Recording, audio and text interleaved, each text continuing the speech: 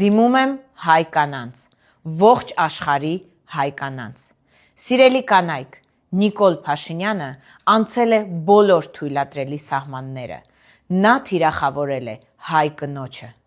հայ մորը։ Սկզբում նա թիրախավորեց արցախցի կնոջը մետրոյում։ Երեկ նա թիրախավորեց բուժաշխատակից Արփինե Սողոյանին։ Վաղը Նիկոլ Փաշինյանի զոհը կարող է դառնալ մեզանից յուրաքանչյուրը։ Սիրելի կանայք, եկեք համախմբվենք եւ պայքարենք, որպեսզի Նիկոլ Փաշինյանը չվերընտրվի։ Մեր երկիրը արժանի չէ նման վարչապետ ունենալու։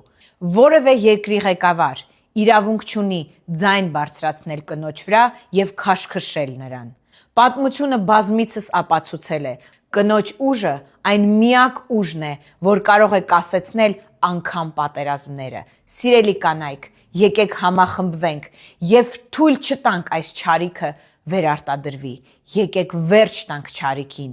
Միասին, միահամուռ ուժերով մենք կարող ենք թույլ չտալ, որպեսզի մեր երկիրը նորից նվաստացված լինի եւ մեր կանայք, մեր մայրերը նման իրավիճակներում գտնվեն։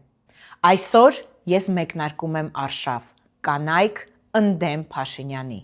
Ես հրավիրում եմ բոլոր միջազգային կազմակերպությունների ուշադրությունը, ով զբաղվում է կանանց իրավունքների պաշտպանությամբ։ Եկեք համախմբվենք եւ միասին պայքարենք չարիքի դեմ։ Հայ կինը չպետք է նվաստացված լինի։